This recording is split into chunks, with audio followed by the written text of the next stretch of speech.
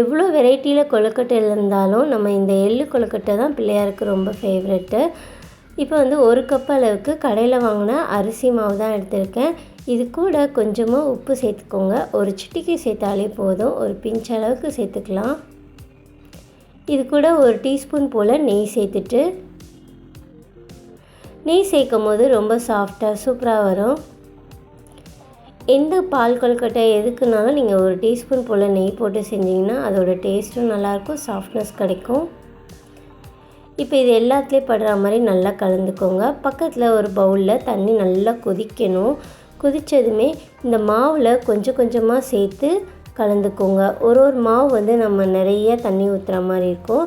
அதனால் அது சைடில் கொதிச்சுட்டு இருக்கும் போதே நம்ம கொஞ்சம் கொஞ்சமாக தண்ணி சேர்த்துட்டு கட்டி இல்லாமல் கலந்து விட்டுக்கோங்க. இன்னும் கூட நம்ம கொஞ்சம் தண்ணி சேர்த்துக்கலாம். அங்கங்கே ஒயிட்டாக மாவு இருக்குது. பக்கத்துலேயே சுடாக வச்சிட்டிங்கன்னா நமக்கு அந்த மாவு நல்லா வெந்து சூப்பராக சாஃப்டாக கிடைக்கும். இன்னும் ஒரு 2 கரண்டி போல் தண்ணி சேர்த்து நல்லா கலந்துக்கோங்க. இந்த மாதிரி கலந்து விட்டுட்டு நம்ம தட்டு போட்டு வச்சிட்டாலே போதும், நல்லா சூப்பராக வெந்து வந்துடும். பத்தாட்டி கொஞ்சம் கொஞ்சமாக ஊற்றி நம்ம சேர்த்துக்கணும். ஒரேடாக ஊற்றினோன்னா நமக்கு அந்த அளவுக்கு தண்ணி ஆயிரும், ரொம்ப நல்லா இருக்காது. இந்த மாதிரி வந்ததுக்கப்புறமேட்டா நம்ம ஒரு தட்டு போட்டு மூடி ஒரு 1/2 அன் ஹவர் ஆறுற வரைக்கும் கூட வச்சுக்கலாம். கை பொறுக்கிற சூடு வந்ததுமே நம்ம பிசைஞ்சிக்கலாம்.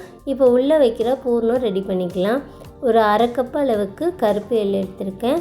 இந்த கருப்பு எள் தாங்க கொழுக்கட்டைக்கு செம்ம டேஸ்ட்டாக இருக்கும். 3/4 கப் அளவுக்கு எடுத்துக்கோங்க. இதை நல்லா ரோஸ்ட் பண்ணிக்கோங்க. இந்த மாதிரி படன்னு வெடிக்கணும்.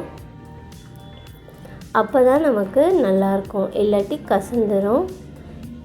இப்போ ஒரு மிக்ஸி ஜாருக்கு மாற்றிக்கோங்க. இது நல்லா ஆறுனதுமே நம்ம பவுட்ரு பண்ணிக்கலாம்.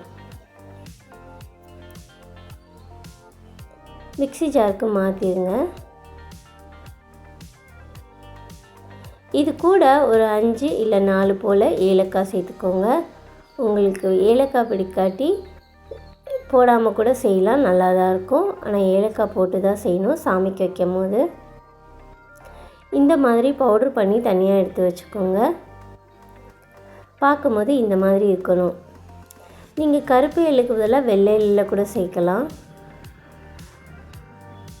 இப்போ வெல்லம் சேர்த்துக்கோங்க. உங்களுக்கு சுவைக்கு ஏற்ற மாதிரி சேர்த்துக்கோங்க. நான் 3/4 கப் அளவுக்கு சேர்த்துருக்கேன். சேர்த்துட்டு ஒரு வாட்டி கிரைண்ட் பண்ணிட்டிங்கன்னா இந்த மாதிரி வந்துடும். இப்போ ஒரு பவுலில் மாற்றிட்டு நம்ம உருண்டை பிடிச்சிக்க வேண்டியதான். எப்போவுமே கொழுக்கட்டை பிள்ளையாருக்கு செய்யும் போது வெறும் எள்ளை வந்து நம்ம உருண்டை பிடிச்சி தனியாக சாமிக்கு வச்சா நல்லது. இதையே நம்ம கொழுக்கட்டை ஷேப்புக்கு ஒரு 3 போல் பிடிச்சி தனியாக எடுத்து வச்சுக்கோங்க. பிள்ளையார்கிட்ட இது ஃபஸ்ட்டு வைக்கணும்னு சொல்லுவாங்க. இப்போ எல்லாத்தையுமே உருண்டை மாதிரி பிடிச்சிக்கோங்க. அப்போ தான் நம்ம டக்குன்னு உள்ளே வைக்கும் போது ஈஸியாக டக்குன்னு எடுத்து வச்சுக்கலாம். ஃப்ளேவராக நல்லா சூப்பராக இருக்கும். இதே மாதிரி நம்ம எல்லாத்தையும் உருண்டை பிடிச்சி இந்த மாதிரி எடுத்து தனியாக வச்சுக்கோங்க. மாவும் நல்லா ஆறிடுச்சு. இப்போ நம்ம ரெடி பண்ண மாவை ஒரு வாட்டி நல்லா கை வச்சு பிசைஞ்சிக்கோங்க. கையில் ஒட்டுற மாதிரி இருந்தால் எண்ணெயும் நெய்யும் கையில் தடவிட்டு பிசைஞ்சிக்கோங்க. ஒரு வாட்டி நல்லா கலந்துட்டு கையை அலம்பிட்டு கொஞ்சமாக எண்ணெயும் நெய்யும் அப்ளை பண்ணிவிட்டு அதுக்கப்புறம் பிசைஞ்சிங்கன்னா கொஞ்சம் கூட ஒட்டாது. அதே மாதிரி மாவு ரொம்பவும் நம்ம வேக வச்சாலும் ரொம்ப ஹார்டாயிரும். இந்த பதத்தில் தான் இருக்கணும். இப்போ பாருங்கள் நல்லா ரெடி ஆயிடுச்சு. இன்றைக்கி நம்ம அச்சில் தான் பண்ண போகிறோம். இல்லாட்டி ஒரு இலையில கூட வச்சு நம்ம தட்டிக்கலாம். நான் இன்றைக்கி அச்சில் தான் பண்ண போகிறேன். இது சுற்றி நம்ம எண்ணெய் அப்ளை பண்ணிக்கணும். எண்ணெய் அப்ளை பண்ணதுக்கப்புறமேட்டா நம்ம ஒரு உருண்டை போல் மாவு எடுத்துகிட்டு இதில் வச்சு ஃபில் பண்ண வேண்டியதான். எந்த அச்சு வேணாலும் நீங்கள் வாங்கிக்கலாம். கொஞ்சமாக எண்ணெய் தடவிட்டு எடுங்க.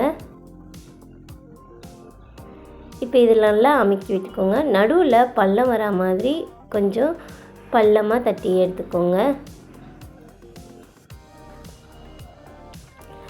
பள்ளமாக தட்டினா தான் அந்த பூர்ணம் வைக்கும் போது நமக்கு ஈஸியாக உள்ளே போகும்.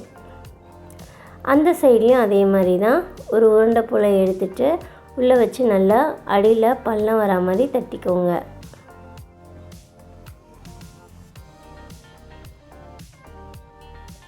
அச்சு இல்லாட்டி கூட நீங்கள் இலையில் தட்டிக்கலாம், ஒரு துணி வச்சு கூட தட்டிக்கலாம். இப்போ நம்ம ரெடி பண்ணி வச்சுருக்க பூர்ணத்தை இது நடுவில் வச்சுட்டு க்ளோஸ் பண்ண வேண்டியதான். அவ்வளோதான், நம்மளோட கொழுக்கட்டை சூப்பராக ரெடி ஆகிடுச்சு. இதை வேக வச்சு எடுக்கணும். இப்போ ஃபுல்லாக நல்லா ரொம்ப ஃபாஸ்ட்டாக இல்லாமல் லேசாக அழுத்த கொடுத்தீங்கன்னா அழகாக மீதி உள்ளது எல்லாமே கீழே விழுந்துடும். இப்போ பொறுமையாக ஓப்பன் பண்ணி ஒரு பிளேட்டுக்கு மாற்றி எல்லாத்தையும் எடுத்து வச்சுக்கோங்க.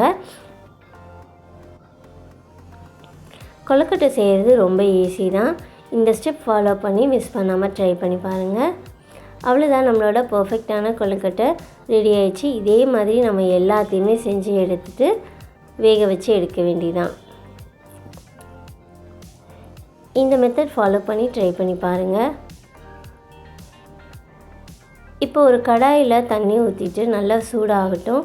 நான் இன்றைக்கி ஒரு கடாயில் தான் பண்ணுறேன். நீங்கள் இட்லி பாத்திரத்தில் கூட வச்சுக்கலாம். அடியில் ஏதாவது தட்டு இல்லை ஸ்டாண்டு வச்சுக்கோங்க. இப்போ ஒரு பிளேட் வச்சுட்டு அந்த பிளேட்லேயும் லேசாக ஆயில் அப்ளை பண்ணிக்கோங்க. எண்ணெய்க்கு பதிலாக நீங்கள் நெய் கூட அப்ளை பண்ணிக்கலாம். இப்போ நம்ம ரெடி பண்ணி வச்சுருக்க கொழுக்கட்டை எல்லாத்துலேயுமே உள்ளே வச்சிட வேண்டியதான். உள்ளே வச்சுட்டு ஒரு 10 நிமிஷம் போல் குக் பண்ணிங்கனாலே போதும், சூப்பராக ரெடி ஆயிரும். ரொம்ப நேரம் குக் பண்ணிங்கன்னா ரொம்ப ஹார்டாயிரும் கொழுக்கட்டை. எப்போவுமே 10 நிமிஷம் தான் டைம் எடுத்துக்கணும். எல்லாத்தையும் இதில் உள்ளே வச்சுருங்க.